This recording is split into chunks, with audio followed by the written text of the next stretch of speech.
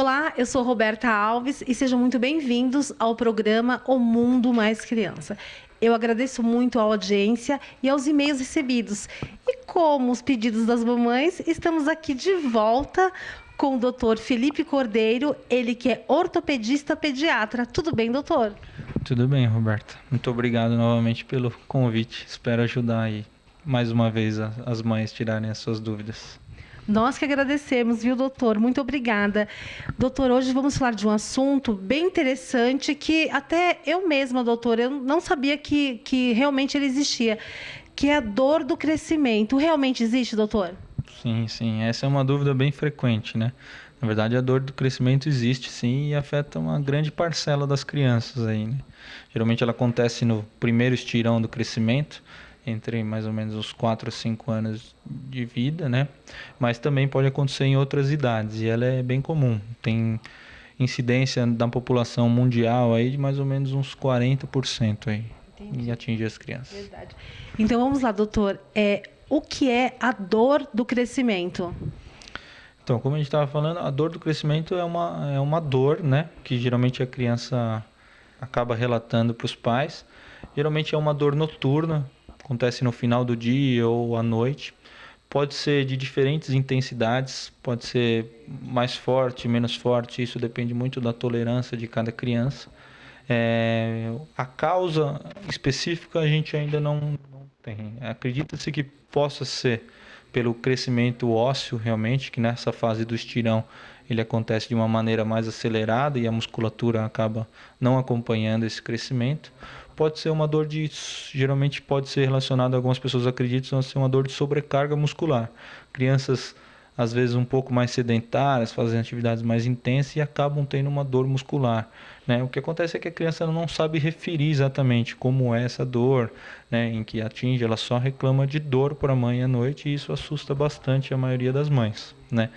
E o que a gente precisa avaliar é a frequência dessa dor, como que ela aparece, qual é a intensidade, se essa dor causa alguma limitação de movimento, se no outro dia a criança acorda sem brincando normalmente, ou se ela tem alguma marcha claudicante, né, ou se ela começa a mancar. Isso é o que a gente precisa ficar bem atento aí para diferenciar a dor de crescimento de outras doenças que podem ser similares. Entendi, doutor. Doutor, em que parte do corpo é mais frequente?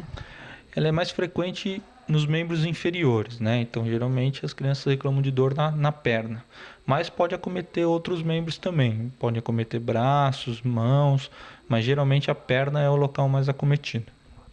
E a criança muitas vezes deve ficar chorosa, não, doutora?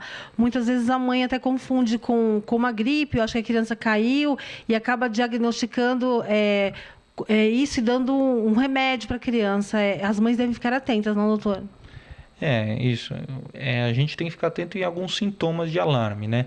A dor do crescimento ela existe, mas geralmente ela é um diagnóstico de exclusão. Não tem nada que a gente consiga comprovar, né, nenhum exame que realmente aquela dor é uma dor do crescimento. Mas a gente tem que analisar alguns tipos de sintomas.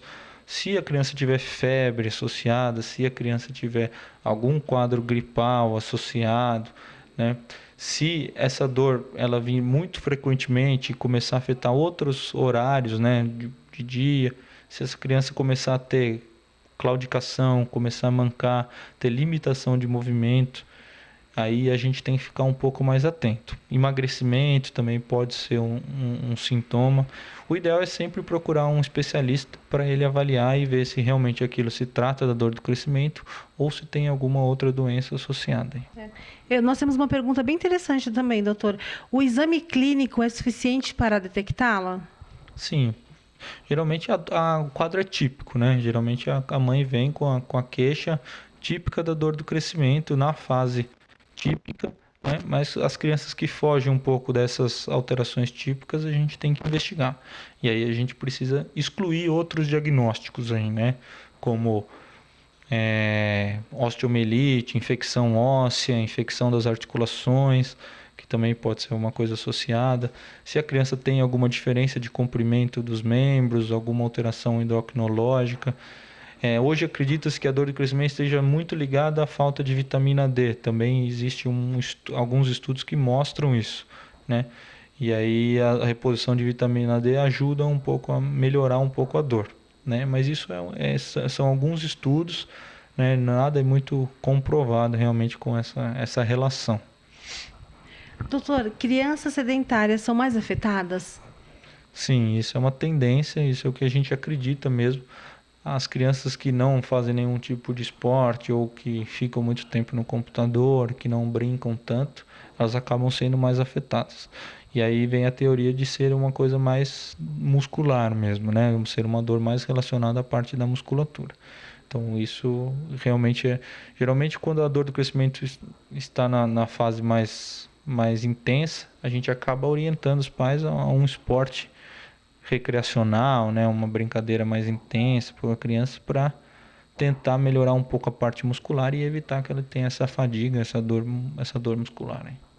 Doutor, infelizmente, as crianças não brincam mais, né? As crianças não brincam, agora as crianças ficam mais tempo nos eletrônicos. Nós sabemos que existe também a violência, os pais temem muita coisa, com razão também. Mas, doutor, vale lembrar que levar as crianças aos parques, não, doutor, a criança para brincar ao ar livre também é muito importante, né? Isso, né? A brincadeira é uma parte muito importante do desenvolvimento da criança, né? Brincar não é só diversão, a brincadeira ela traz estímulo que vai ajudar tanto no desenvolvimento neuropsicomotor quanto no desenvolvimento das cadeias musculares. E isso melhorar bastante a parte de coordenação, parte cognitiva, toda a parte de desenvolvimento mesmo do sistema neurológico e motor também. Ok, doutor. Doutor, muito obrigada pela sua participação mais uma vez no nosso programa. E eu tenho certeza que as mamães agora ficarão mais calmas e, é claro, muito mais atentas aos sintomas da dor do crescimento, porque realmente ela existe. Obrigada, doutor. Obrigado, Roberto. Muito obrigado pelo convite. Espero ter ajudado aí as mães a tirar alguma das dúvidas aí. Eu vou ficando por aqui até o nosso próximo encontro, O Mundo Mais Criança. A informação com responsabilidade aqui você acha.